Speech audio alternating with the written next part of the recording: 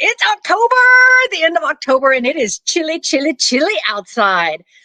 We had that cold front that came through, and it had been rather humid and a little warm. And then this morning, when I got up to go out, it was very cold and windy. But it's rather nice outside right now. It's kind of been a glorious day. It's been pretty cool, but just gorgeous outside. So welcome to the show. It's the Chit Chatting with the Becca and the Amy and the little who's over there, who has become quite the hit on the TikTok, by the way, because we are doing TikTok videos now, which is hilarity. So, like the kids do.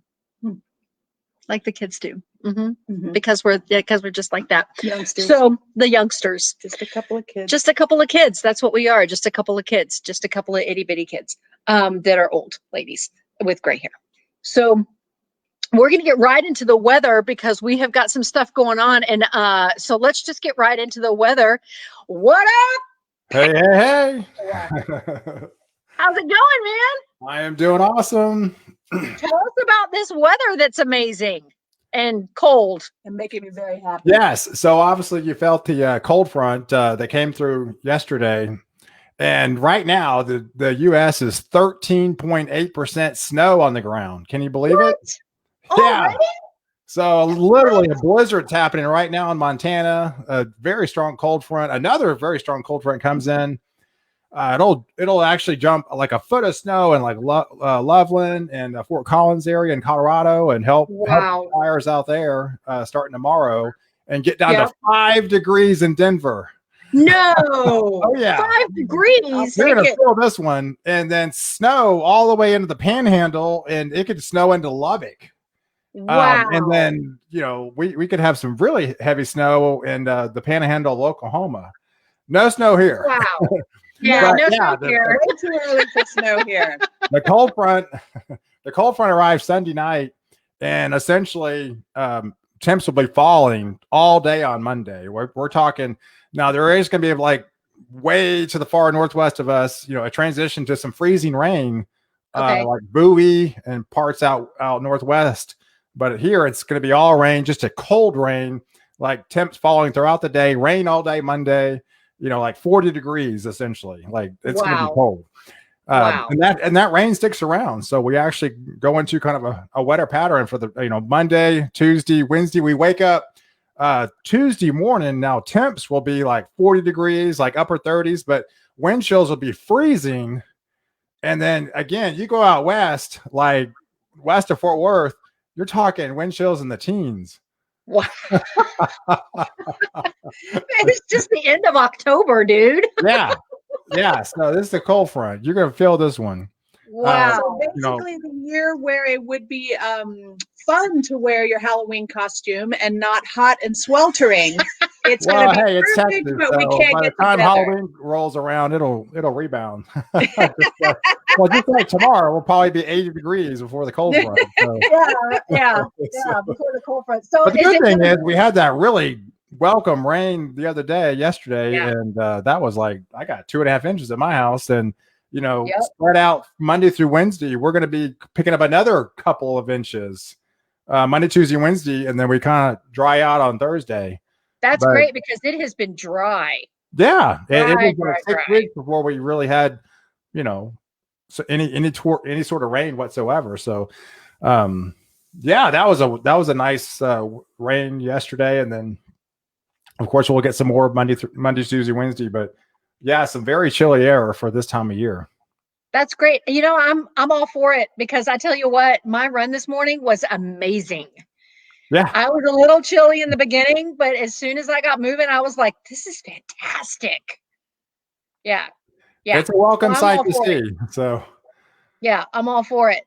Well, thanks for the update, man. And I'm looking forward to, is it going to warm up after all this cold front and rain happens? Are we going to get warm again? Well, it modifies like Thursday. Like Halloween, you're talking maybe like 65 degrees, low of 45. Yeah. So not too bad. It's kind of mediocre, but but we dry out after that and it'll be a nice Halloween. Well, I mean, it is fall, so this is the time where we get really cold and then hot and then cold and then hot and then Yeah, cool and then that's hot. October. Yeah, right. We're used to it around It's very here. Texas. Yeah, short sleeves to long sleeves to winter coat to sandals. Right.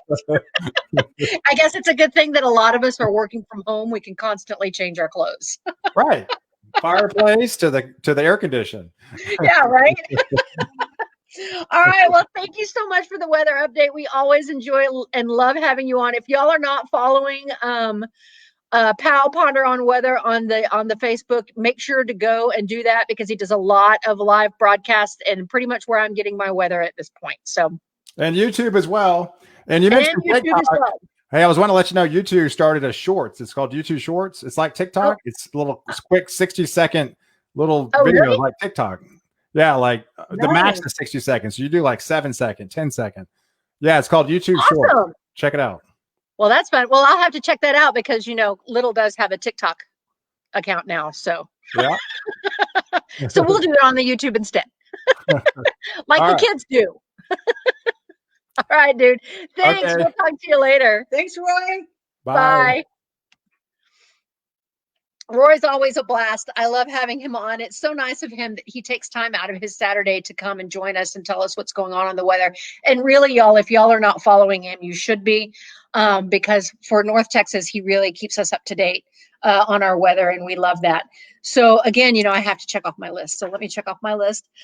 We do have some mail to go through. So we love mail. We love mail. So this one is from Dr. Helen. It says, I should have done this one first. Sorry. Oh, sorry. We got to back it up. Again, Dr. Helen. It says, this card made me want to visit a state park. Such natural beauty. Love y'all, Helen. And then the Montana one that I showed you already says, another vintage travel poster. This one to a state with beautiful state and national parks. Love y'all, Helen. Dr. Helen's a lot of fun. So, you have to make sure that you're hanging out with Dr. Helen because she sends you stuff. It's true.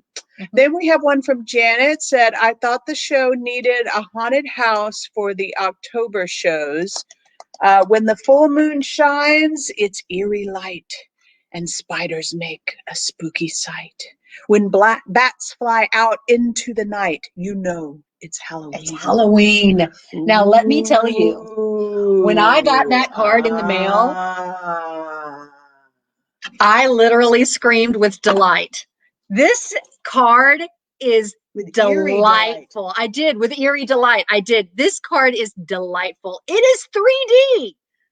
It's 3D. And I just kept hollering, and Amy was like, are you okay? And I was like, it's 3D. Ah! And so, anyway, it was a lot of fun. And I had a good time. And it looks like I can see Dr. Janet on the stream waiting to be on. And it looks like she's got one too. So we'll look at that one when she comes on. So that'll be a lot of fun. Again, we love your mail. Send us mail. We'll read it on the air, obviously. And then when you send us mail, you get things like that and things like that back. So that's a lot of fun. So we'll do that.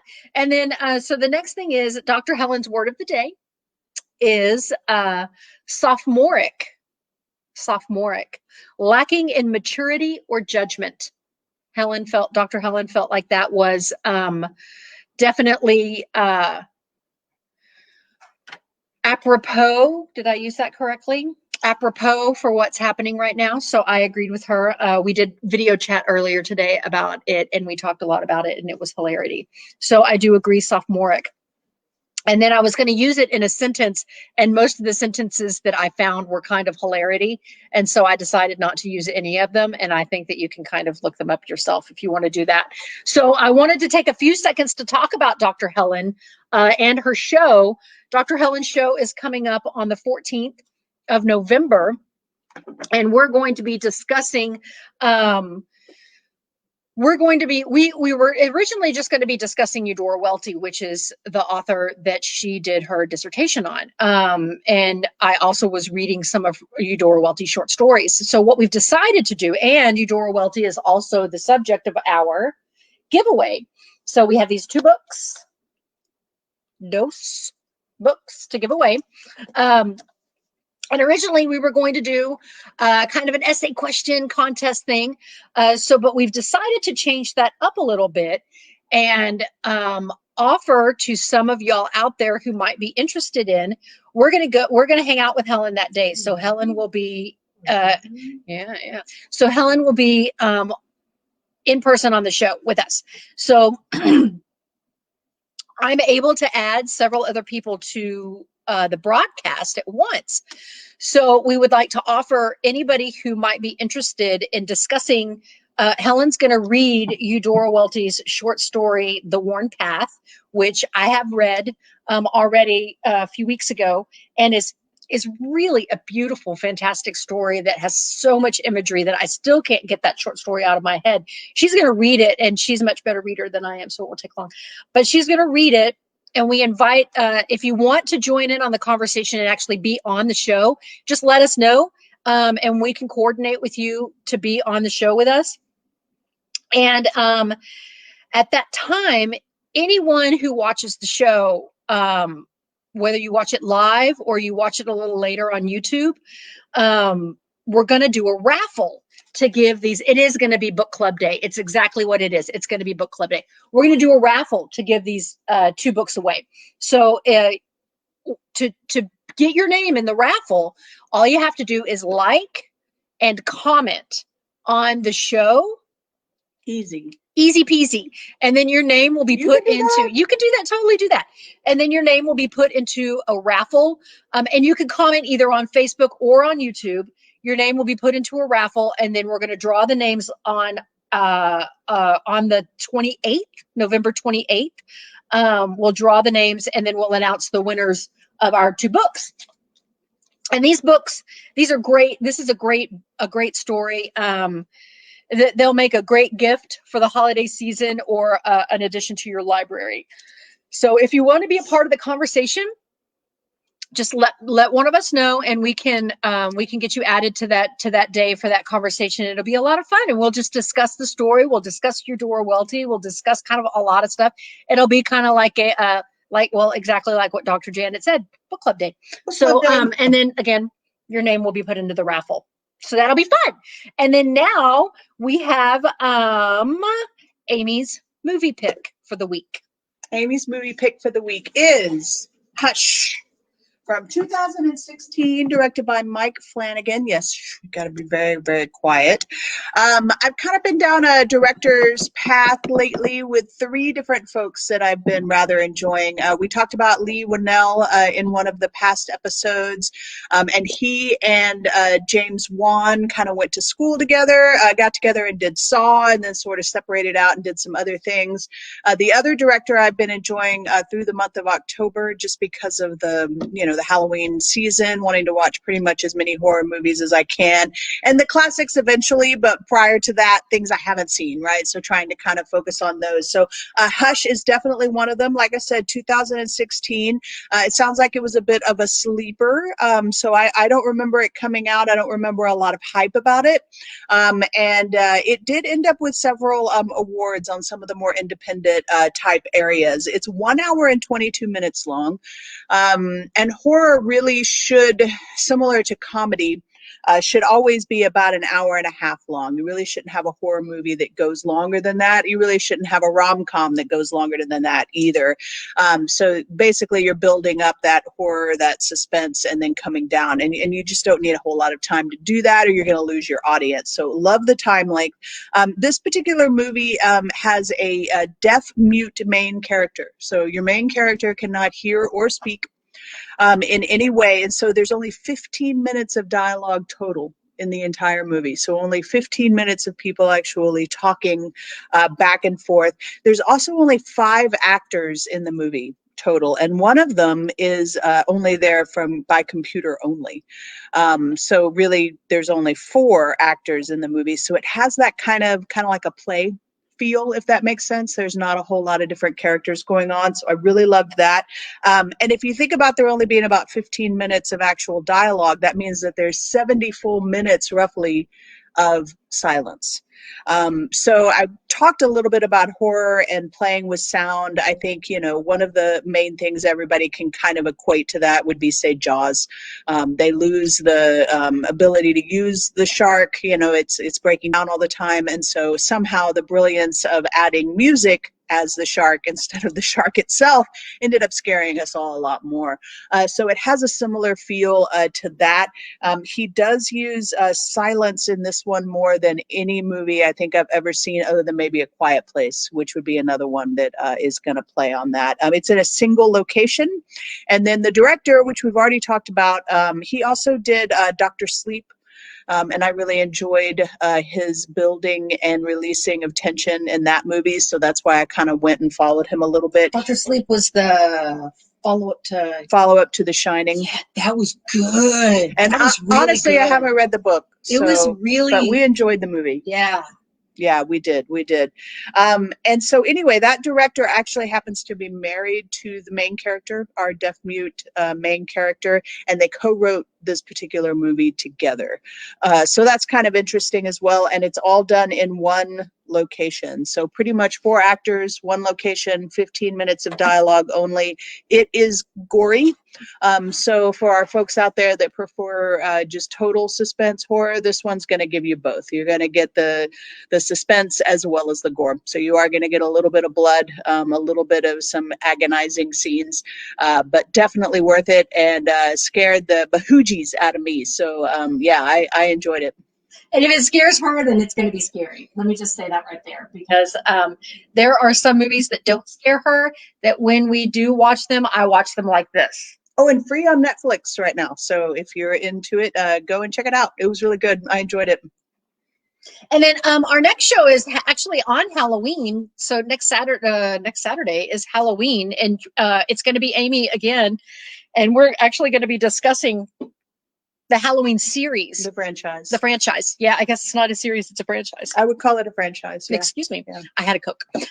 Yeah, it's a franchise. So we're going to be discussing that, and that's going to be next Saturday. So that'll be a lot of fun. So you make sure to tune in for that, because really the Halloween,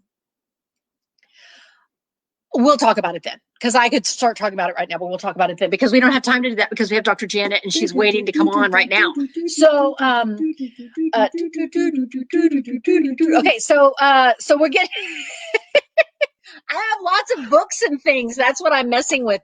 Oh, Dr. Helen gave me a new book to do my chit-chatting stuff with. It has Wonder Woman on it. See, it's Wonder Woman, but I want to tell y'all that the pages smell like donuts. Maybe it's just me. Does it smell like a donut? It smells like paper. See, it smells like a donut to me. So I think maybe I just want some donuts. So maybe that's what that is. And maybe I'll get some tomorrow after my run. Anyway, so we're going to go ahead and get to Dr. Janet. Here she comes. Are you ready, Dr. Janet? Ah, Dr. Janet! Ah, yay! Thank you for putting your Twitter handle on there. If y'all are not following Dr. Janet on Twitter, that is her Twitter handle right there. And you need to make sure that you're following her on the Twitter, because she's fantastic. So just make sure you're following her on the Twitter. So Dr. Janet!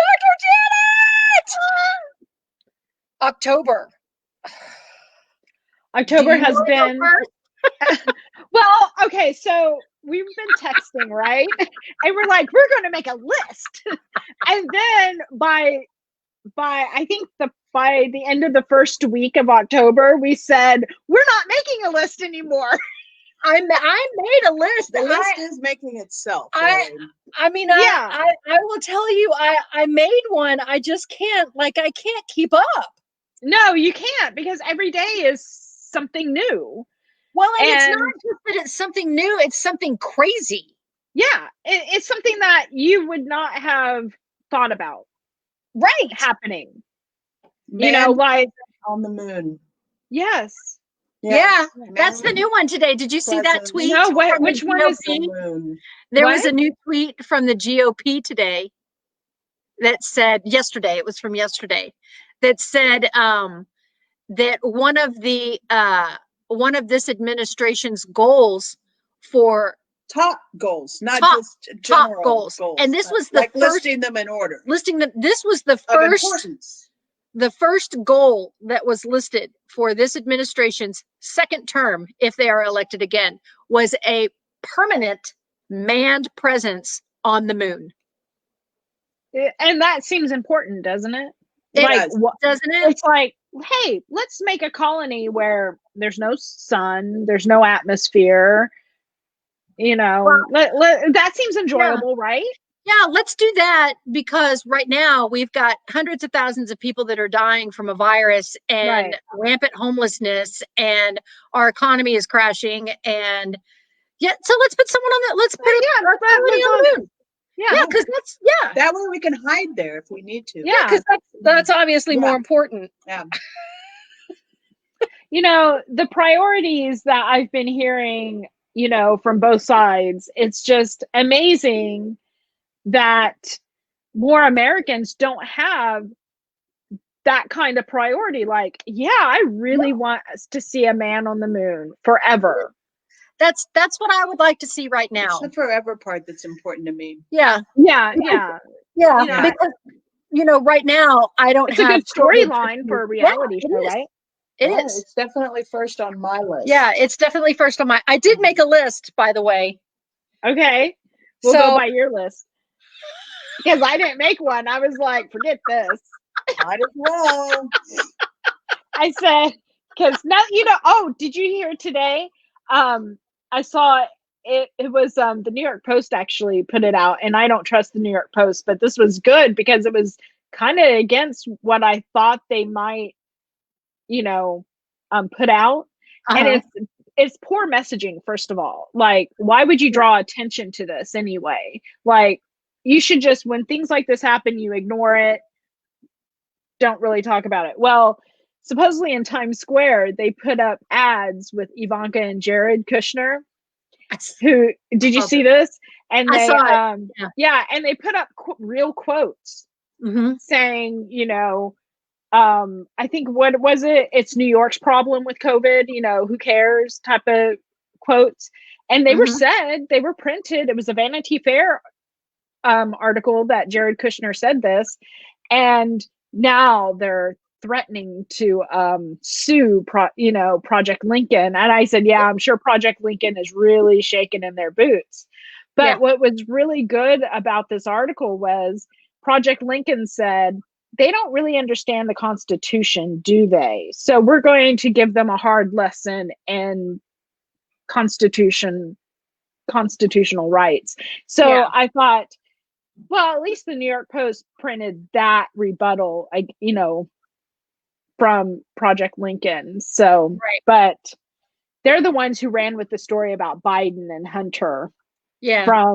I think that's and this is the crazy story. Why would you believe a man in Delaware who fixes computers? And by the way, my brother owns a used computer business in Delaware. And I'm like, please I hope that wasn't my brother. Tell me that wasn't my brother. I hope that's not my brother or my nephew who fixes computers. You know, because Delaware is kind of small. Yeah, Delaware's small. And, you know, so this computer repairman supposedly found, you know, all these emails from Hunter Biden off of Hunter Biden's supposed laptop that he supposedly forgot, because, you know, we all forget.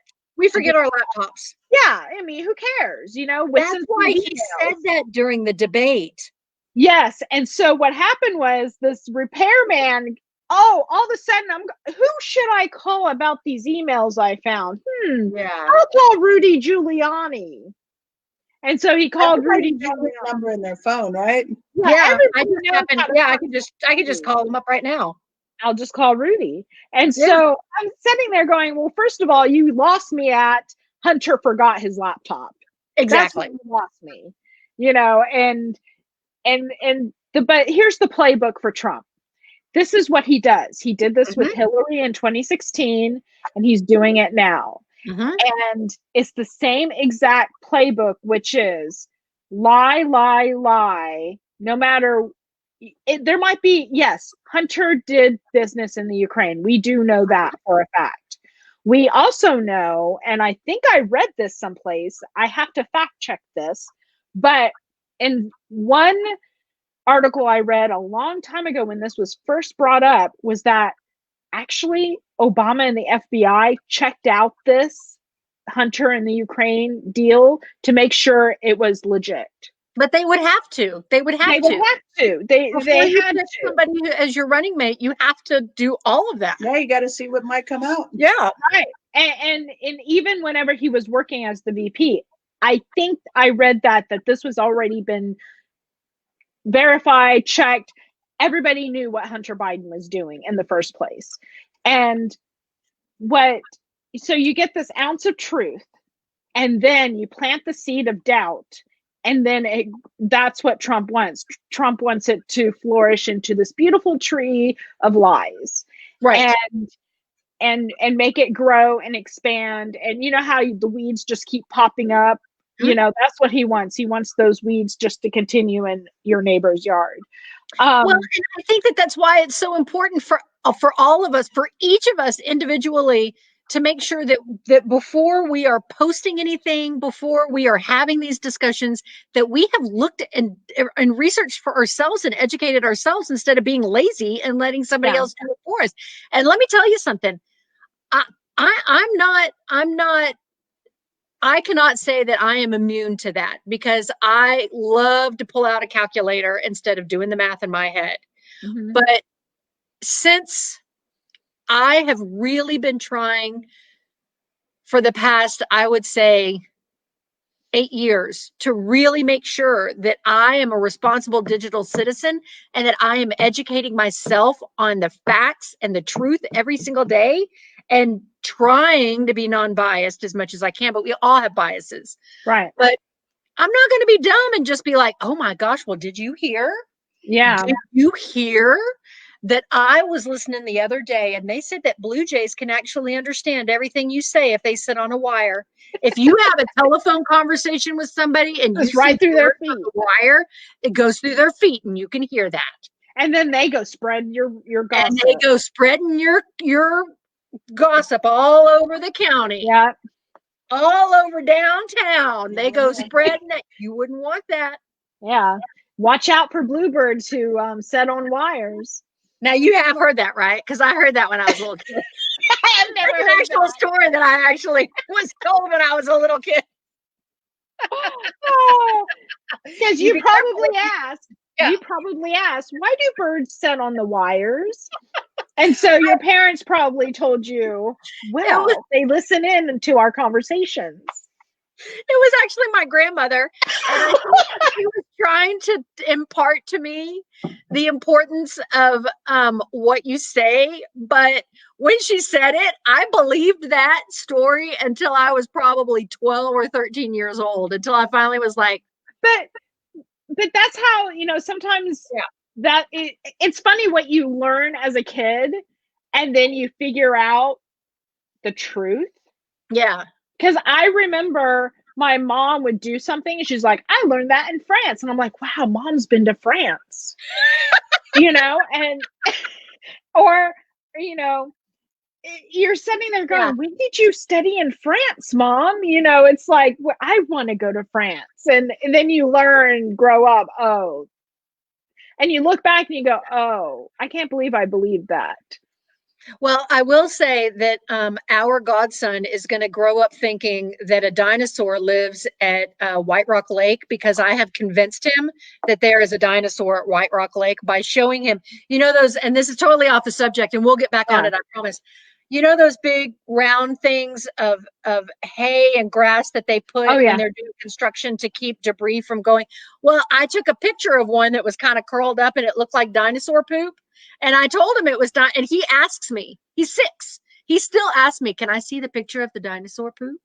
But that's magical for a kid. It's not really lying for a kid. It's like almost making things magical for them. Right. And I'm hoping that he believes that there's a dinosaur at White Rock Lake until he's 12. So until he puts 2 and 2 together. And he's like, or he'll think of it as a fun memory. Yeah. Hopefully he will. I'll be the fun Becca. That's what I'll be. My parents told me we were aliens. That's right. Her parents told her that they were aliens. And the reason that I don't remember our home planet is that I was born here. That's a good one. Yeah. But, It's kind of foolproof. I have this book that talks about all these types of things that we're told throughout the years to sort of bamboozle us into thinking in a way that we shouldn't, or steer us away from our real beliefs. But it's kind of weird how the power of those stories that manipulate us and make us think other things, and it's only because deep inside of us we really want it to be true, right? And it's not, and sometimes we don't want to really go into reality, and so let's make up stories. I used to show this 2020 episode about how the media kind of embellishes everything. Go figure, right? So right. So they start off with the shark stories, like this year. You know how every summer it's the worst year yet for shark attacks. But then they said, okay, let's look at this study. They were turning the cameras on themselves, is what they were doing. And they said, guess what? Shark attacks are pretty much the same every year. There's never been an increase in sharks. Then they went on to say, back in the day when Joan London and Dave Hartman used to do Good Morning America, there was this guy that kind of like, I want to say the first, what's that guy's name? Sasha Cohen Barrett, who bamboozled Rudy. Yes. Okay, so there was this one guy who came on Good Morning America and had told them that they were the diet police and you could hire them to keep you on your diet. So they had this reenactment. I remember this. Okay, so they had this reenactment. The guy, they actually booked them on Good Morning America, and they kind of did the spoof, and it came out that this was just Good Morning America getting pranked. Yeah. And if Good Morning America can get pranked, it's easy for us every single day to Every get day. pranked.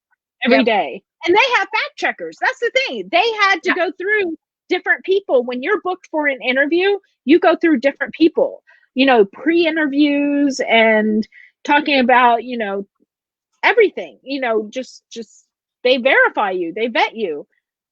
And how this got through the cracks, I don't know. But if that happens, think about every day it hitting us through social media. Well, and another thing with going to Sasha, one of the things that, and I don't really know very many people who like his characters. Yeah, I've never been a fan of his characters, but have you ever listened to him speak about his characters and what he's trying to do? His comedy it's kind of eye-opening. Yes, it's almost like I call it performance art. It's less about comedy and more about performance art. Right. Almost an advocacy. Yes. Like being an advocate for something. Not advocate, but I guess I don't know what word I'm learning. As a person, I really, he's smart, and I really like what he is trying to, or not what he's trying to do, but what he is doing. Right. I don't like his characters or anything like that. I'm not into the movies or anything like that. But just listening to what he has to say about why he's doing it is eye-opening. I mean, he's holding a mirror up to us. Yeah. And he's saying, look at yourself. And it's brilliant. And for, a lot of people will be like, that's not me. That's not me. But really, it kind of is. Yeah. I mean, it's just, it goes back to that Good Morning America segment where, if you can be easily swayed into believing you can hire someone to come and knock a muffin out of your hands and arrest you for a while, put you in the diet jail, you know. I mean, seriously, if you thought that was true, whatever, you know, and that Yeah. was the thing. He was actually trying to tell the media, look at yourselves. Exactly. Look at how easy this was for me.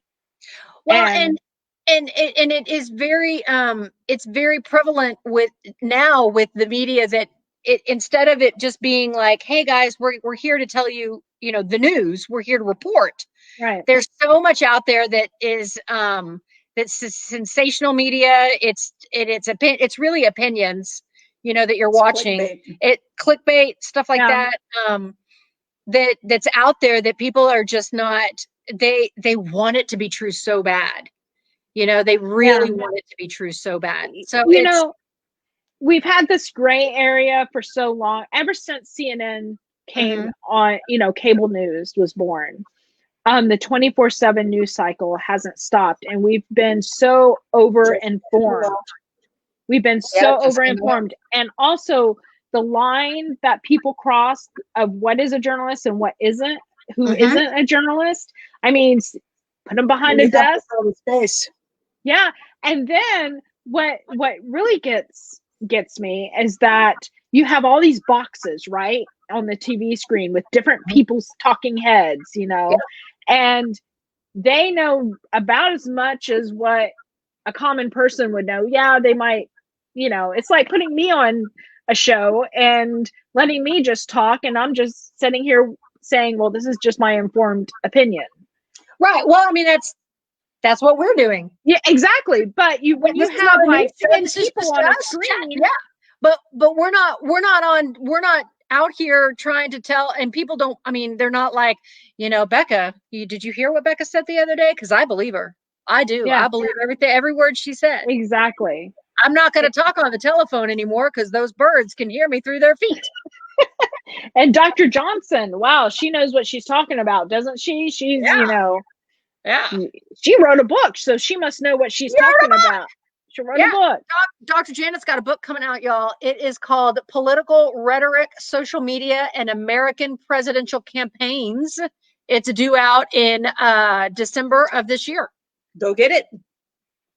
So I'm very excited. I think you can pre-order now. Can you pre-order? You can pre-order. It's pretty expensive, so just ask your library to buy it. And and you know, it's one of those academic books that, you know, from an academic publisher, and they put a big price tag on it. But if it sells really well, if it sells really well, then it goes to paperback, and it'll be cheaper. But so let's hope for paperback soon. Let's hope for paperback. Yeah, that's for paperback. That means so I did make a list. Do you want to? All right. Let's talk about our Texas governor and only having one ballot drop-off box per county. Can we talk about voter suppression? I was going to say, can we say voter suppression? That's all I have to say about that. I think our governor knows exactly what he's doing. I saw a recent interview with Dan Patrick on the Showtime's The Circus, which is one of my favorite political shows, because it's fair and balanced, and they talk to everyone. And what's it called again? Showtime's The Circus. It's The Circus on Showtime. It's 7 o'clock. It's on Showtime. It's on at 7 o'clock. Y'all heard. 7 o'clock on Sundays. So it's my favorite show, and it's documentary style. So you have two political experienced campaign workers from Republican Party and Democratic Party. Then you have two journalists. So they all spread out, and they like Alex Wagner went and talked to the militia group about their plans on election day, which was frightening. And then you had Mark McKinnon, who went to Dan Patrick's office and said, okay, let's talk about this one box per county. And he goes, well, why can't they mail it? And they go, well, you know, the rhetoric came out from the Republican Party that you shouldn't trust the mail. So and he says, and remember, your state is a red state considered Republican. So you have a lot of Republicans who are going, I'm not going to mail. And then you have these, Texas, we don't have small counties. No. It's a luxury to be in a small county. And we usually, I think Harris County is one of the largest counties, and it's as large as Delaware or something. I forget. And they have to drive hours to get to a box, a ballot box. And so he goes, well, I just don't understand why people can mail, blah, blah, blah. And he was just talking in circles. And I'm like, why don't you just say, and then at the very end, and this is where they ended the interview, he goes, well, I just don't trust those Democrats. He finally got him to admit. And I said, that's a good interview. When he gets them so riled up, he just said, well, I just don't trust those Democrats. You can't and I'm like, the truth. Yeah. And I was sitting there going, okay, so the truth came out on why he's doing this and why the lieutenant governor is supporting the governor in this. And it all comes down to us versus them. And I'm like, there's no us versus them. It's America. And I'm sorry, but so you're telling me if I didn't vote for you, you're not for me either? No, it's like, and they're not, and they're not. But what they're doing is they're not just suppressing one party's vote; they're suppressing everybody's vote. Yeah. Oh, yeah. They're suppressing their own vote. Exactly, and that's what I think every person in not only our state but in the United States needs to understand when it comes to voter suppression. They're not just suppressing one party's vote. They're suppressing everyone's vote. Yes. And that is not a democracy.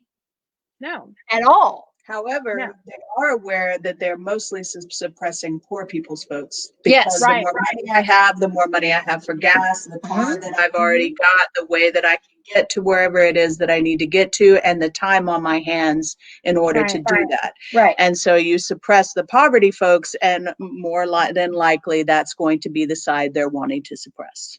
Exactly. And Texas does not have a friendly mail-in ballot. They do not. You have to be 65 or older, or you have to have a disability. But you don't have to prove your disability. There's the caveat, the catch. The catch. Yeah. So you don't have. So you can check disability, and if someone ever asks, just say, "Well, I have anxiety problems" or something. Yeah. It's like, you don't have to prove it. So just know that next time you vote in Texas, that you can check that disability box, but they don't check it. So, well, it just is, we voted in person and on the first day. Me too. It was great. We wore our masks. Everybody was 6 feet apart. They gave us a stylus that they sanitized. I felt safe doing it. It was great. If you haven't voted yet, make sure that you vote. Yeah. Because it's going to take every single person in our country voting, not just to cast your vote for one party or the other, but to cast your vote for democracy. And that, I think, is what is really on the line with this election. It's not just about having Donald Trump in power, but it's about making sure our democracy is still alive. Well, if everyone is voting, then what's happening right now isn't the choice of the people. It's the choice of some of the people. Right. And that's the part that people don't seem to understand, is that if you don't get out there and get your vote going, then none of this is for you, because you didn't have a say-so in it. You didn't put your voice in it. If you don't vote, you don't have room to complain. That's for dang sure. You don't. Don't complain to me. Country, if you ask me. Yeah. And vote counts. And so many people who say, "Well, my vote doesn't count," it actually does count. It does. 100% does count. We could do without this electoral college thing, perhaps. We can talk. You want to move into the electoral college? The way that is decided upon, one or the other. I think the one thing, I started thinking about this, and I go, the electoral college should be like Dancing with the Stars. It should be, how they do the votes is like a percentage goes to judges, and a percentage is the audience. Yeah. So right now it's like you vote, and what is it?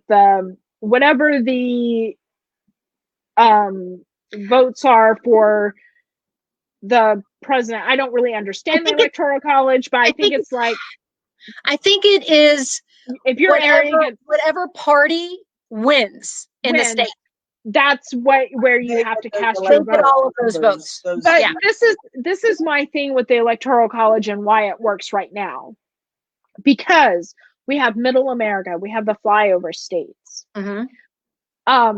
That is a different type of person that lives there than what we live in. We live, we kind of live in middle America, but not quite yet. But we live in a very large city and one of the top 10 television markets in America, which it puts us probably more Democrat. Dallas County is pretty Democrat. Yeah, Dallas County is. Dallas, yeah. All of the big in Texas. If you take say Seattle, LA, San Francisco, Dallas, let's say Philadelphia, New York City, and Boston and Chicago, that's like framing America, right? So then you have all these people in the middle. These people's voices would be left out because they live in rural areas, and city folk kind of vote differently than country folk. And so and the population, I think it's all has to do with population as well in those areas. So the electoral college kind of gives those people a voice. So if we could just figure out, okay, a percentage goes to electoral college, but then they have to consider the popular vote. I think if you merge those two in some way, it could be a more fair fight, rather than saying, here we have a popular vote and, Hillary won by 3 million votes or something. And, and that's happened, 3 times in the last, or 2 times in the last. It was 2 times in the last. Yeah, because Gore won the popular vote. Yeah, Gore won the popular vote, and then we had 2 times in modern times. Yeah, modern times. But if it keeps continuing on, then I say yes, we need to think about it. We need to figure out something else, because when the electoral vote was started, it was so the southern states could have a little bit more say, because they didn't have as much population. And what they did was they counted each Black American as 3/4 of an American, and 3/4 of a person. Yes, and popped them into the population rather than leaving them out, which at least they were included, but just not entirely. Right. but that's why I said that we need to have a way where we can still have people feel like they have a voice in those types of areas, and but also recognize the popular vote overall. And I believe I shared, I think I shared it on the Chitchattin with Becca page. There was a guy who kind of went, and he went over the entire, journalist who went over the entire how the electoral college works. So basically he took you to school so you understood. And after that was over with, he said you could still have the electoral college for the presidential votes, which is all it's used for, is just for that office. Right. But you can switch it up, and instead of it being the way it is now, make it more modern by using the popular vote, into fusing the popular vote into the electoral college. Exactly. So, because we don't like dancing with the stars method, I call it. Exactly.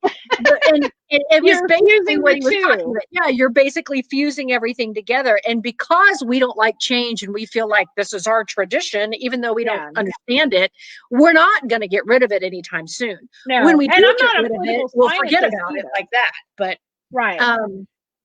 but I do feel like it does need an overhaul for sure. Something has to happen, because the system is, I feel like, is broken. And I think, and I say that because not only the voting, but how we're picking in choosing politicians. Mm-hmm. Because back in the day, when I was growing up, every president from, had a military background. That Mm-hmm. doesn't seem to matter as much anymore, and we need to sort of teach people what experience in politics looks like. We can't just, I'm sorry, but if I went and applied for a math professor job, they would look at me funny and go, wait a minute, you have a rhetoric degree. Yeah, but I want to teach math. Right. Well, and I was thinking about this morning on my run. I wouldn't, if I had a business, if I had a large corporation, I would not hire a professional basketball player to be my HR director. Right. I wouldn't, because a professional basketball player, while he might be really cool and fun, he doesn't know anything about human resources. Right. I need a human resources professional for my human resources department. Exactly. And I don't need a human resources professional to try to play professional basketball, because they're not going to play. They're not going to be good. No, it's just going to be, it just is, I would hire the professional basketball player for as a spokesperson for my company. Exactly. A motivator. A motivator. Speaker. Yeah, but not a human resources director. A trainer. No. Yeah. Or you wouldn't say, hey, run my company. Yeah. No. No. You want someone experienced, and you want somebody with the qualifications. Exactly. And now, if that professional basketball player also had a degree in human resources, great. Let's go. Yeah, that's a double bubble right there. Exactly. It's a double bubble. That's a double bubble. 2-pointer. There you go, Amy. 2-pointer. Yeah. But but what has happened is we don't have civic classes anymore. We did away with so much, for standardized testing and education and all this other stuff, the core curriculum. Huh?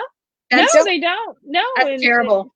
I had civic and government, and I had to, I know that's a I'm going to write that down. And you know what? Whenever I went to school in New Jersey, I remember history classes, but I don't remember government or a civics class. I had both. I had to take civics and government. I also had to take Texas history and U.S. history. True. Me too. Yeah. But now I'm finding out that half of that stuff that they taught us wasn't true. My mom took Oklahoma history. Guess how true all of her stuff was. Yeah, right. Woo! But we're doing away with. Baby. So, we have several things to choose from. Okay, go ahead. I'll give because the list is long. I mean, there's like 20 things on here. So we can talk about. We should probably talk about the debate. You want to talk about the debate? The first we one? can. No, the one that just happened. Okay. Well, the first one was a hot mess. There's the first one was a hot mess. That was terrible. It was absolutely terrible. You might as well just erase that one and then move on to the new chalkboard. Yeah. The second debate. I did. It's a whiteboard now. Sure. I miss a chalkboard. But it was terrible. It was absolutely horrendous. It was just Trump yelling at Biden so he couldn't talk. That's exactly what it was. And it was a mess. Well, there's some people that say it was all leaning towards trying to make him stutter, that they had researched what causes a stutterer to stutter and told him to do those things, which really seemed kind of innate in his abilities anyway. So it kind of was a win-win. Well, and that's also mean. It is mean. That's not even a fair fight. It's not, and I'll tell you why. Sweep the leg is what it is. I have a stutter. I have a very bad pronounced stutter that is very difficult to control, but I do control. I also have a lot of learning challenges that make it very difficult for me to move through the day. And a lot of people don't know that because that's not something that I tell people. Of course, if you're watching the show now, you know, and you shouldn't have to. And I shouldn't, but putting somebody in that position where that stutter comes out is terrifying, especially when you don't want somebody to know how bad it is. It's embarrassing and it's terrifying and it's mean. Yeah. And I stutter a lot. I mean, Amy can tell you when I get really tired, I will stand there and try to say something and finally I'll just stop and walk away because I can't make anything happen. So it's if he had been yelling at me, I would have done the same thing and I would have just stopped talking, which is what he wanted. Yeah. And the best thing that Biden could do is tune him out and talk to right here. That's what he did. Just talk to you right here and say vote. And the best defense against Trump is don't believe him. That is a lie. Go vote. And the best thing, in this last debate, remember, Trump is not a good debater and he has no substance to any of his answers. Right. And Kristen Welker was not having it when he was diverting. She was amazing. And whenever he went off topic to go and spread lies about Biden, about who knows what, he's still, I mean, my goodness, the man is still running against Hillary. So, and Obama, I'm like, they're not running for president. That first debate when he would just all of a sudden holler out, Hillary Clinton! I was just like, you're like, I was watching you the whole time, and I was like, girl. Those are buzzwords. Yeah. He knows what buzzwords. Yeah, and that's the thing. It's like he was doing all the buzzwords on Thursday night. Now, was he more calm? Yes, because I think they tranquilized him. Not really, but he just does not excel well whenever he has to explain himself because he doesn't have proof. So he just did the I call him the one-hit wonder because that's all he has. He just repeats whatever he repeated in 2016 and what he's been trying to do. So sorry, a bird just hit our window. That's why. I promise Trump's not outside. No, and I just want to before we continue on this particular topic, I do want to say that I don't have anything against the Republican Party. I don't either, and I voted in the past for candidates. Whatever party it is that you need to be, that's your party. I mean, that as long as if that is the party that matches up with that aligns with your morality, then whatever it is that you need to do. I wouldn't like to stress that whatever. It's about the man. It's about the man. It's not even about politics because there's some things I agree and disagree with the Republicans. There's some things I disagree and agree with the Democrats. Nobody is perfect, but I'm talking about the man. Exactly. Not the party. So I want to make sure that we're putting that out there that we're talking about not having a dictator or somebody who thinks that he should be king and his family should succeed him. I fully believe he hijacked the Republican Party, and right now he's trying to turn it into the Trump Party. And the Republicans need to fight to get their party back. And I've said this for a long time now. If President Bush came out and said, "I'm voting for Biden," the election would be over because we need someone like that to say, "Party, country over party." Well, to save the Republican Party, we need to vote for Biden. But I wonder, and I wonder, honestly, if a lot of people would listen to them right now. I feel like there are so many people that it's a cult, and you and I have talked about this a lot, that this is a cult. Like, this is a cult mentality. Would people even listen to somebody who, I mean, if Ronald Reagan was standing there going, y'all, would they hear him? Well, I think the diehards wouldn't.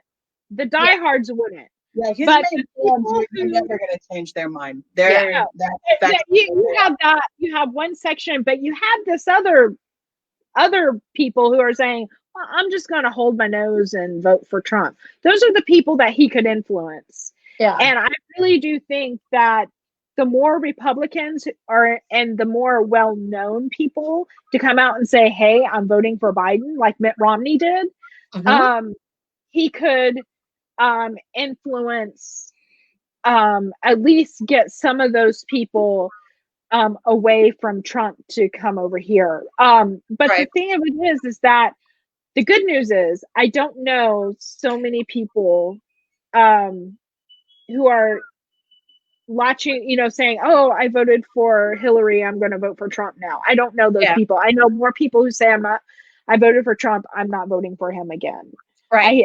So he's not gaining any more supporters. Well, some of the problem with that is I think some of those Republican voters that are on the fence with him as a man are also one issue voters. Mhm. And so they're going to vote for that party regardless because it's a one issue thing for them, period.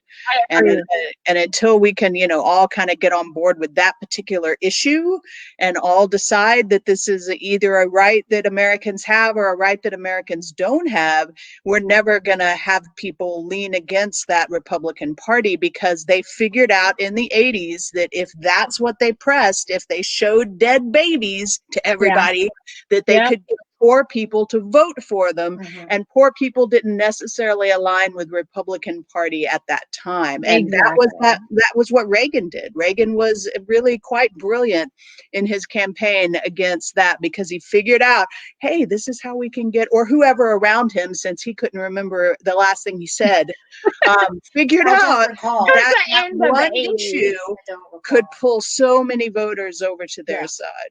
Right. Well, and it's very interesting that that the Tea Party then completely took over, and that's Generation X right there. That's us. Like, what the heck are we thinking? Like, I thought we were all punk rock. I blame Sarah Palin for that one. Yeah, the Tea Party 100% took over the Republic. That and Ted Cruz, those two were the ones that really had that up. Yeah, and that party is like, but you have to be careful with the people who are coming in, and the Democratic Party too being so extreme liberal that they're scaring off even the moderate liberals. Yeah, and I agree with that too. Like we need to be able to come together and go, okay, I think it's okay if you want to, if you want to own 25 guns. Oh, that's fine. You want to own 25 guns? That's cool. But I think you should carry insurance on those guns. That's always like a car on that policy, because that's another one voter policy as well. Yeah, but if that's what you see, and then if that's what you want to have 20. That's fine. You can have, and you can go to the gun. And no one wants to take away guns. Yeah, no one. We just want to carry some insurance. Yeah, carry some insurance, and let's figure out who's got the guns, and let's keep them safe. Yeah, let's keep all that safe and make sure that you're safe. It says you're going to keep it safe, or else you're going to be responsible if something happens. Exactly. Right. That way, if somebody comes into your house and takes all your guns, then you can say, "Oh my gosh, these guns got I'm sorry, I didn't keep them safe." Maybe there should be a little penalty for you not keeping them safe. Yeah. And I know a lot of gun owners. I know a lot of gun owners. I know a lot of gun owners that are every gun owner I know is very responsible with their weapon. Well, my dad is. My dad's always been very responsible with his gun. Yeah, they know how to shoot. They teach you. You come in their house, they're put away. The gun is over here. The bullets are over there. And the bullets over there. Exactly. It's like it's very safe. I don't know anybody who's frivolous with their well. I know a few people. I know some people who are, but that are frivolous with their weapon. But it's kind of scary. Yeah, I mean, but that's another issue. So we can talk about that, or we can move on to the next. We can move on to the next. All right. Okay. So, let's talk about.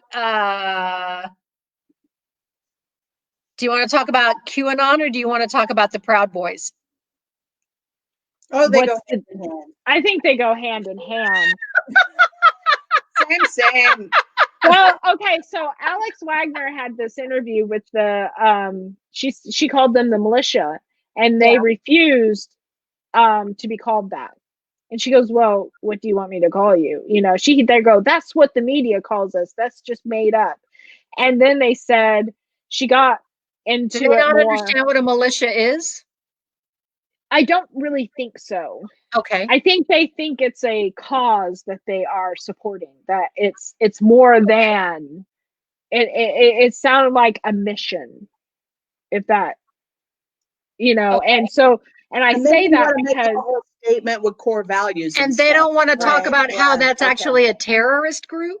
Right. And she was going there in this interview. And I believe I retweeted that on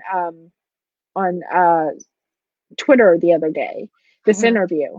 And as I was listening to it at the very end, she says, "So what happens if Trump wins?" He goes, "Well, he won fair and square." "Well, what if Biden wins?" He goes, "Well, we have to do something about it because he didn't win fair. That was fraud." And that's scary. And That she is goes, "Well, scary. what are you going to do?" And they said, "You'll find out." Yeah. So, Wait for you it. know, and, Yeah. and I'm sitting there going, "Hey, FBI, are you listening to this? Yeah. You might want to put these guys on your list." Well, and was that the Proud Boys that she was interviewing? It was, I don't know if it was the Proud Boys, but it was within that group That area. Yeah. and that Well, and I area. wonder, did they change their name from the Proud Boys since we took it back? These people did not take the Proud Boys name. It was somebody else. It was Well, you know, they were. we took the Proud Boys name back. Oh, Yeah. did you? Our community did. Yeah, so The gay community. hashtag Proud Oh Boys yeah, turned hashtag. into men kissing everywhere. Yes, I saw that. That was great. It was great. Yeah. That was so great because I was like, yes. Because what you're doing when people start doing that, then you're disrupting their conversation because that hashtag is how they communicate and Yep. how they can get to you. And Yep. QAnon, Facebook has been supposedly going to be taking down QAnon conspiracy theories and Supposedly. yeah, and oh my gosh, I saw the funniest tweet the other day. It said, "Is Sasha Cohen Barrett Q and he's trying to punk us all?" And I started thinking, that could be true because if someone did that like that and Mhm. started, but I don't think he would take it so far as to get a pizza shop shot up. Right. Right. But I just thought someone's out there either agging this on to really make us believe this is, but I really do believe that people actually think these conspiracy theories are real, and Well, they're not, and they're because not. they take that little truth, Mhm. and that's why they call it domestic terrorism right now. Mhm. They said that someone asked. I read an article in the New York Times or Washington Post, one of those two, and it said, "Should we be more afraid of the foreign influences in No. campaigns or the domestic?" And they said the domestic because then the foreign influencers take the domestic Mhm. and amplify it. Yes. So together they are unstoppable. Yes. 100%. Because again, people want to use the calculator instead of doing the math in their head. Right. Hey, Yeah. this looks good. This is I knew this was happening. Mhm. Share. How do you feel about all of the early voting and some of the numbers coming out on voter turnout and It's all of great. that kind of stuff? Isn't it really cool? Like, if nothing I else know, comes out of this year, if nothing else that is happy about 2020, right there is something that's got my whole heart just Yep. smiling and feeling warm. And I mean, standing in line on the first Yes. day of voting for the first time ever. I mean, I was looking around just like, I can't, it felt good. I've always thought it felt good to vote. My parents always took me with them when I was a child to vote. I mean, I was never away from them anyway, but it was always a family thing. It was always spoken about, the importance of it. That you have to make time for it, that you have to make the plan and all of those kinds of things. And it's pretty amazing just to see. Yeah. And I can't wait once we've all said and done, no matter what the statistics are or how it turns out. I'm dying to see if at least voter turnout increased like it looks like it has this year. Well, and you posted Yes. that article and I shared it. You shared it as well. Yeah. And I can't remember everything that it said, but Well, it it was Texas voter. I have it right here. Let's see. Yeah. It says Texas. It's been unseen numbers, which I was like, and Texas for so long has been a non-voting state, right? Because Exactly. people are like, we're red. It's going to stay red. Why should I vote? Well, guess what? we're a battleground state this year. We and are that's now. why we're seeing so many ads. I am so tired of ads. me I too. don't know about you, but I'm pretty so sure tired of everyone ads. is poison. Whoever it is, it's just poison, and it's going to kill us all. Yeah. And to me, Right. there's just so much fear mongering these days that it makes me insane. Like, why do you have to make me scared of Yeah. everything to get me to vote for you? Like, you know, And- it just.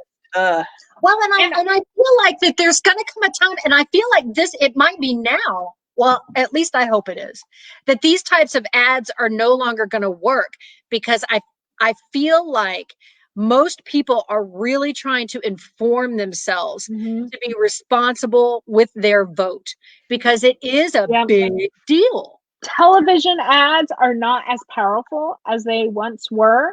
We are not watching television as much. I mean, this morning I watched Netflix all day. I did not have to see one ad. You record something and you fast forward to the commercials. She watched a movie while I was running, and when I got back from running, we watched a recorded soccer game. Well, I got the numbers up for Texas here. It says, according to the latest data from the Texas Secretary of State, 6.4 million Texans, that's 37% of registered voters, have already cast their ballots by Thursday. That's amazing. Amazing. That's amazing. That is like amazing numbers. That's amazing. That's incredible. Oh, get this. Nearly 90% of those have cast their ballot in person. That's amazing. Go Texas. I am so proud of our state. Yeah. 100%, because this is when you go and you cast your ballot in person, when there are enough polling places where we have a polling place a couple of miles away. We have a polling place early voting across the street for early voting. Wow. We walk. Yeah, we did. We walk. And we used to, our regular voting on voting day was the high school that is literally across the street. Us, so. Yeah. So it's like a little proud walk to go to, you know. It was. Yeah. Well, and when you mask have and all.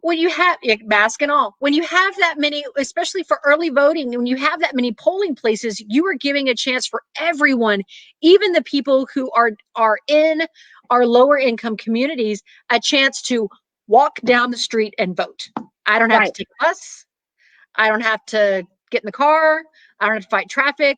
I can just walk down the street to my community center, because we've got, especially in very urban Dallas, there's a community center on every corner. I mean, we've tons of community centers. Voting day should be a holiday. Voting day should be a holiday. Voting day should be a holiday. And why? And I always wondered, why is it on a random, like a Tuesday, the first Tuesday of November? And it's always inconvenient to go vote, because it's like before work, after work, when do I vote? What do you think about voting via an app?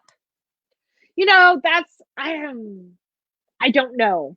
I think that is, with so much hacking and so much, if we can infiltrate and get our credit card numbers, sometimes I kind of worry about that. What do you think about voting via a government website where you go and get your driver's license renewed, and you have to enter your social security number or something like that? There has to be like a secret code or something. Each person have a code or something. Like when we file taxes? Right. Exactly. Like an electronic signature and stuff like that. Exactly. I think that the more technology we bring into it, the more unstable it could become. But that's just my fear of, we're not there yet. We need to figure something out. I mean, I think what I have to put in for our taxes is what our gross income was the year before. That's not that secret code. Right.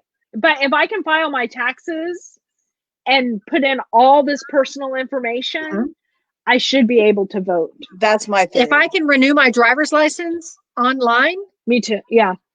Which is that's a huge piece of information for your personal information. I should be able to also vote on the same website. But Colorado, my friend was telling me that everyone is sent a ballot, and they just fill out their ballot at home and put it in the mail. That's amazing. And that is something that we should, if you have an address and you have, you mail it in. To me, that is simple, effective, voting. It is, because, and I agree with that. and But also, what about the homeless community? exactly. What about them? That's another thing. And if we do the app thing, what about the homeless community? And what about those poor communities that don't have access to that? Right. It can't be the only way, but it could be one of the ways. Instead of a ballot box where you've dropped your ballot off in California being set on fire. And maybe it's you have to commit to one or the other. You commit to mail, you either commit to in person, or you commit to electronic. You can't go back or forth. You have to commit at one time or the other. Right. So right. I mean, there's so many possibilities. Maybe we should think about it and make a fortune off of it. I don't know. Maybe we should. That's what I was just going to say is whoever can get it figured out, like, TurboTax, for instance, Right. Whoever can figure out how to make that happen is going to be, the next millionaire on the block for sure. Maybe we should. Exactly. Maybe Mark Cuban, call us.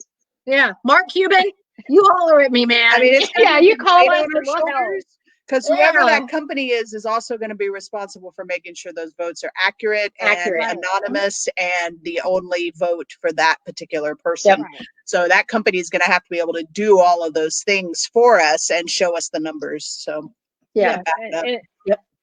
And there's, you got to get the, those super duper computer people who know how to code, and that's not me.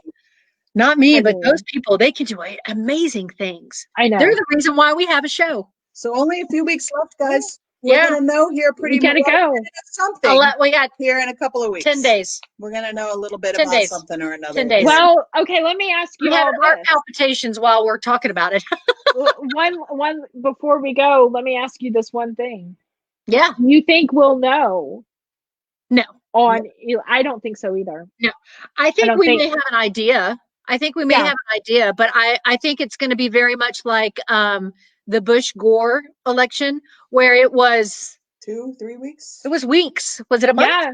I felt like it was like January, wasn't it? I feel we just like all it was kind of adapted to that, by the way. Yeah. We were all just like, oh, okay, that kind of weird, but I remember I remember watching them counting Chads. Yes. On television. Like they had live coverage in Florida of people counting Chads. Always. And remember we were like, that was our vocabulary, was Chads. Well, yeah, and then there was the whole, well, that's where his brother lives. So then he is a powerful politician. So of course that's the state where we're having the problem. Yeah. Well, and it just goes back to the electoral college. Do we need to talk about the popular vote? Like we have a broken system. We don't trust the system that we need to fix. Well, yeah, but I think there's a few scenarios that we can look at. Either Trump wins by a landslide, or Biden wins by a landslide, or we're going to have such a close race that we're going to have. So I think for people to think that Biden didn't take the election, he's going to have to win by a landslide. Yeah. Yeah. So it is going to be interesting on November 3rd. Only thing I know is I'm going to be sitting there like, it's like, I love election night. And I miss Tim Russert with the wifey board that always says Florida, Florida, Florida, One time I went to a Democrat, and I've been pretty vocal about my party, so no worries there, guys. But I went to a Democrat national convention after on election day, right? And sat in like a big conference room in like foldy chairs, which, there's something strange about that when you feel like everything's so official in politics, and then you get there and you're like, but they're folding chairs. And we sat there and we watched the TV all together, and there was a really neat kind of feeling doing that with a large group. It was really pretty cool. Yeah. Oh man, we're gonna be in for a night. We're gonna be in for a night.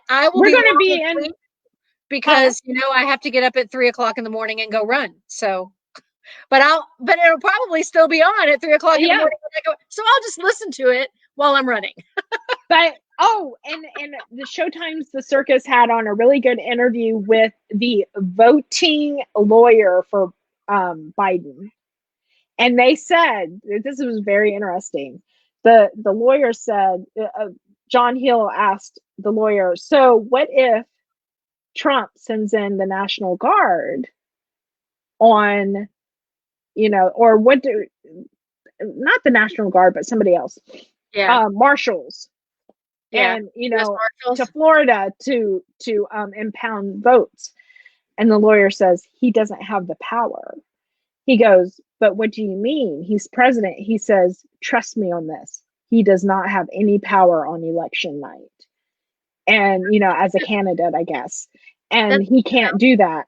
And he says, what do you mean? He says, he says, believe me, you will not see the president of the United States doing that because he can't. And I don't know what it is, what he knows that the lawyer knows that we don't, but he was like, trust us, we got this. Well, and that's a scary part. I mean, you have to think about, like, especially when these domestic terrorist groups, and that's what I'm going to call them because that's what they are, when they say things like, so we can talk about another thing on our list right quick.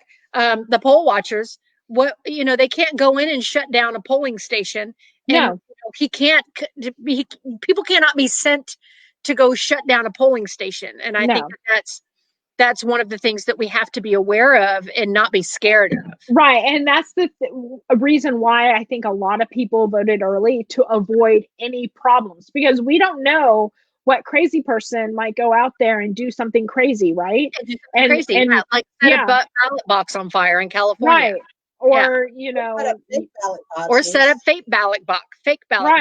So we don't know what crazy things are going to happen actually on November 3rd. That's why I voted early, so I didn't have to worry about any craziness. And I wanted my vote to count. I didn't want it to be all crazy. I just want to go cast it. I think we're actually going to take the day after the election off, that Wednesday, just so we can be like, so I just hope we have something to celebrate. Maybe we can do a surprise chit chat on that. Oh yeah, we should go. Yes. Oh my gosh. Because we're both going to be like, oh my gosh, no matter what happens, right? Yeah. But the one thing that Biden has to do is make sure every vote is counted, because Trump is coming after him. And I read this book by the Washington Post. They usually compile their reporting and create books, and they did one for 2016. And they were talking about Trump's background, and one of his sayings and mottos was, when they attack you, you come back 15 times harder on them. Yeah. And you beat them down until you win. And that's Trump's, what his campaign strategy is. Mm-hmm. And Biden is sitting there going, okay, Biden's like, okay, you keep doing this, and I'm just going to keep putting out ads. Did you see that one ad with, what's his name? Oh, what's that guy's name? Sam. I don't think I know which ad you're talking about. Anyway, it was a great ad. And with yes, Sam Elliott. Sam Elliott. Sam Elliott. And he's like, and it was just a beautiful ad, and it just made my blood pressure drop. Well, and I feel like we need to get back to that. Like, let's get back to actually giving a shit about one another, instead of all of this back and forth about this or that, or how much we hate this and how much we hate that. Like, all right, let's take a break. Remember whenever we didn't know who voted for who? We just sort of cast our ballot, and I didn't care who you voted for. Yeah. And you didn't care who I voted for. But then when the president actually appeared and was inaugurated, we were like, okay, he's our president now. And we still respected that president, in a way. We still respected the presidency. We might not agree with everything our president does, but we still thought, that's the president. That's the president. And we wouldn't in charge. They're qualified. Yeah, they're qualified. And okay, we're not going to implode. And keep us safe, please. Yeah. Yeah.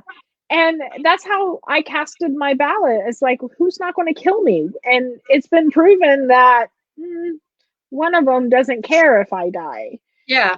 Well, and You I know, think that one of the things people forget when they go to cast that ballot is they're casting so much on party lines, and you don't have to cast your ballot on party lines. What you should be doing is you should be looking at each candidate and really giving that candidate the good once over. it's a job. It's a job. It's a job Yeah. interview. And Right now they're interviewing.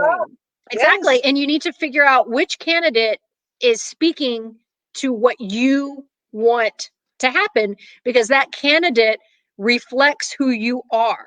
Or at least the closest to. The Yes, best thing that I've right. seen this year that I think is important to remember is that you're not after the perfect candidate. You're not Right. after the person There you're going never to will be marry. one. This is the transitional person. You just get Right. on the bus that gets the closest to where you need to be for right now.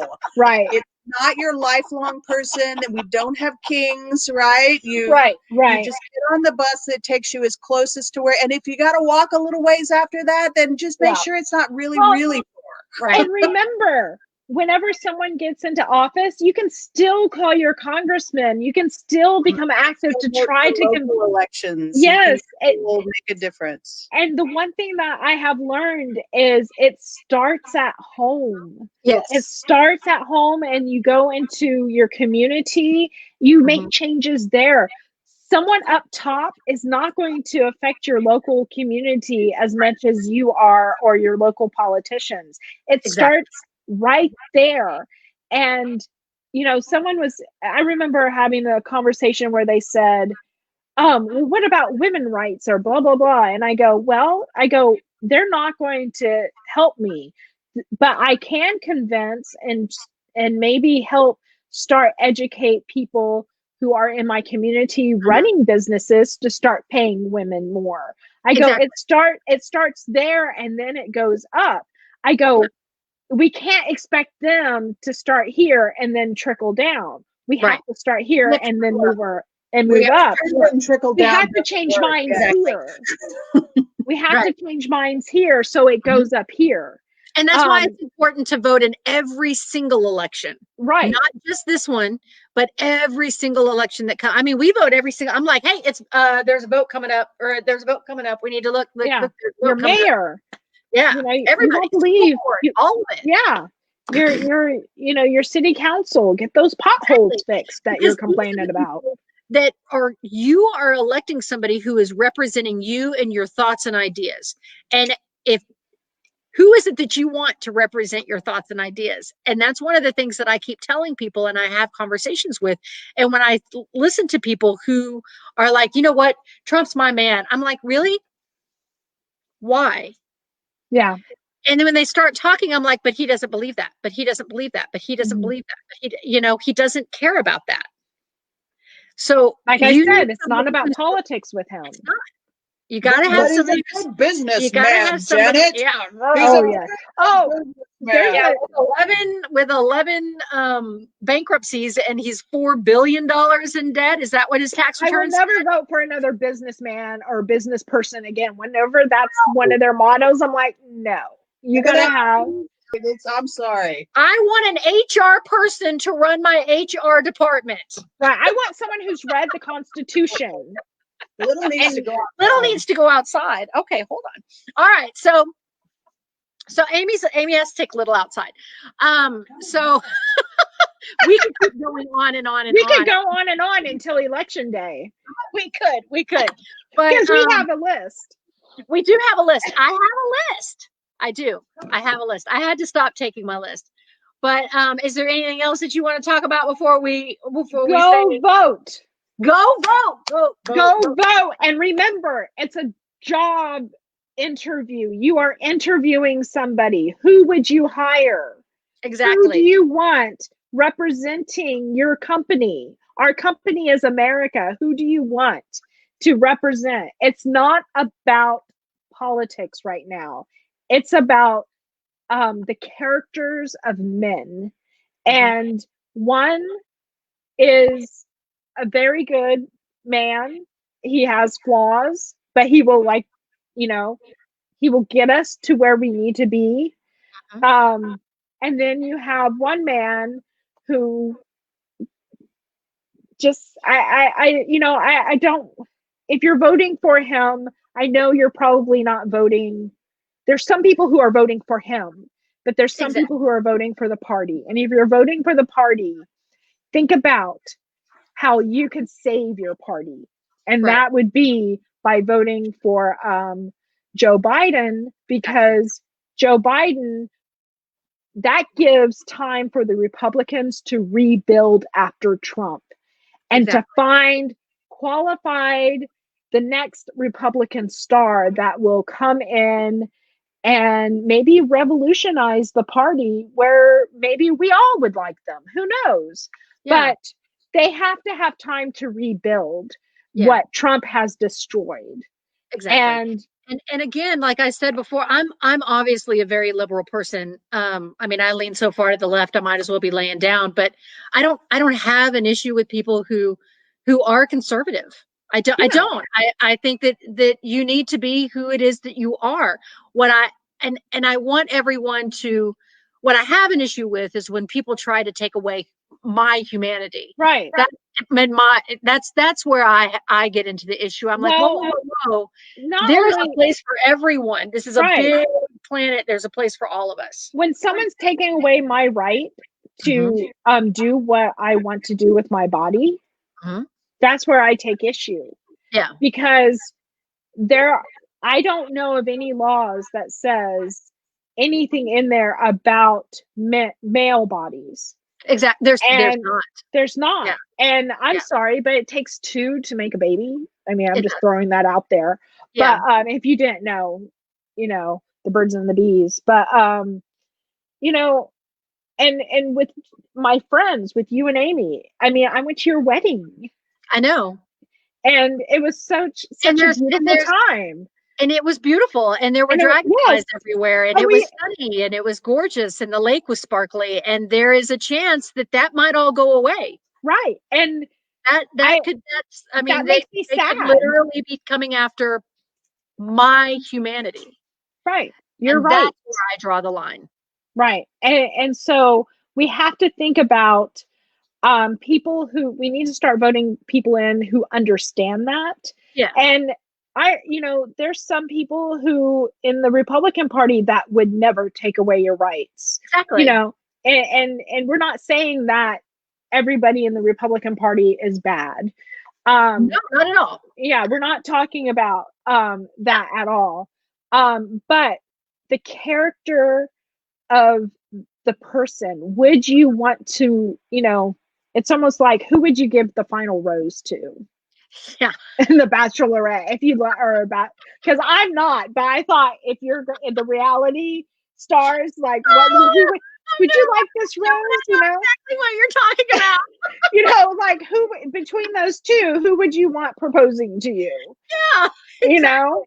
Exactly. It's just, I hate to say that, promoting a candidate, because I usually never promote a candidate. Right. Well, you're a journalist.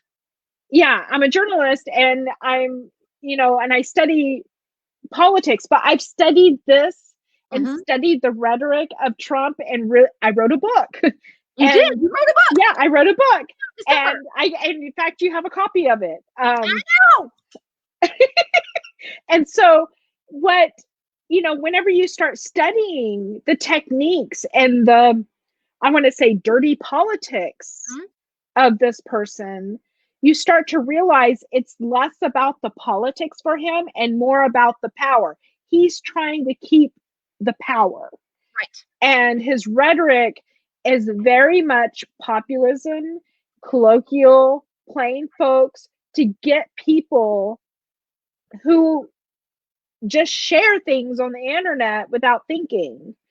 And, in the debate, he even talked about, people with low IQs, and he started talking about people not being that smart and doing things. And so that's what he thinks about people. And he's, and I just think, with every other Republican, because there's that Republican group of all the staff members from Bush's administration supporting, I think it's called 43 for Biden. Yeah. That organization. They said, are you less Republican? Does that mean you left the Republican Party? They said no, but they understand that to rebuild the Republican Party, we have to vote for Joe Biden. Yeah. Well, and it's about democracy at this point. Right. I exactly. mean, it's about saving. It's about, and I mean, I don't want to be, like, but it is literally about saving our country and saving our democracy at this point. And the Attorney General kind of, scares Don't me. get me started on that guy. Yeah. And, that kind of, one of those situations where do you want to see your government go? We are a voter. And this is the one thing I read about voting. It's yes, it's our American duty, but it's our chance to choose the government we want to see representing us. Yes. Exactly. So. Exactly. Dr. Janet, as always, you're incredible. And I love our talks. Oh, I know. I don't know if anyone else does, but it's been fun. Our talks every single time. And we're going to have you again on the Saturday, November 7th, on the Saturday after the election. And we might do a little surprise, oh my God, did you see the numbers last night? Election day, if you're available, but we'll talk about that later when we chit chat. Yeah. Whenever we're texting, you want to hop on? We'll be like, we got to talk about this. Hop on. So maybe we'll hop on election night. Who knows? but we will talk to you very soon. And if y'all are not following Dr. Janet on the Twitter, get on Twitter right now and follow her, because she gives you a lot of information. And on Facebook, you should follow her as well, because a lot of the articles that I have been seeing, she's actually been posting, and I've been like, whoa, what's that? So make sure that on Good Morning Texas on election morning. On election morning, you're going to be on Good Morning Texas. All right. Well, you got to send me that information. That way I can send it out to everybody, since, I'm your publicist. when it's closer to, I know Becca's like my best publicist I've ever had. I never even knew I needed one until I had Becca. That's what happens when I get bored and time on my hands, right? I know. My dad's like, what are you doing? I said, it's COVID. We have to entertain ourselves. It's COVID. All right. Well, Janet, we'll chit chat with you later. Okay. Oh, wait a minute. Yes. Oh, you got one too. Well, no, I bought myself one, but look.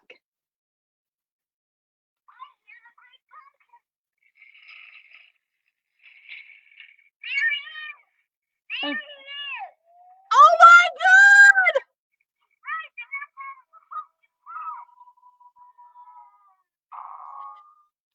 Isn't that the cutest? Oh my God, that's awesome! And you even got this one whenever I got yours, and I said, "Well, I'm keeping this one." That's awesome. Well, Isn't this it? one's my chit-chatting desk. All right, we'll talk to you later. Bye. Bye. I love Dr. Janet. I love when Dr. Janet's on. She gives us all kinds of really cool information. So again, if you're not following her on the Twitter, make sure to go follow her at Janet News on the Twitter, and follow her on the Facebook. Because right now, man, we need to make sure that we're paying attention. Take your blinders off. Read, educate yourself. That being said, follow us on Facebook, and we're also on Twitter and YouTube. You can subscribe to our YouTube channel. We're also on the Instagrams.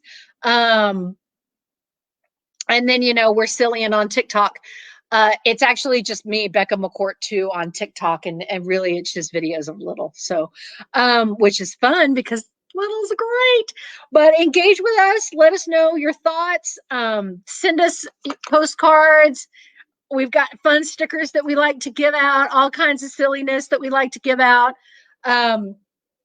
And again, let us know if you want to be a part of Helen's show when we're going to be discussing A Worn Path by Eudora Welty. That's going to be a lot of fun. And we'll all be on the show just chit-chatting with one another and talking about the story. And then we've got these that we're giving away in the for the raffle, put your name in the raffle on her show on that day, which is November 14th. All you need to do is comment on the show. You can do it on Facebook or on YouTube, and your name will be entered into to win this book. A copy we've give away, so you'll win one of the copies, a great gift for the holiday season or for an addition to your local library. So do that, and then next week we're going to be discussing the Halloween franchise on Halloween. That'll be a lot of fun. And if you haven't voted yet, then go vote. And make sure that your voice is heard and participate in our democracy. So I guess until next week, happy chit-chatting, y'all.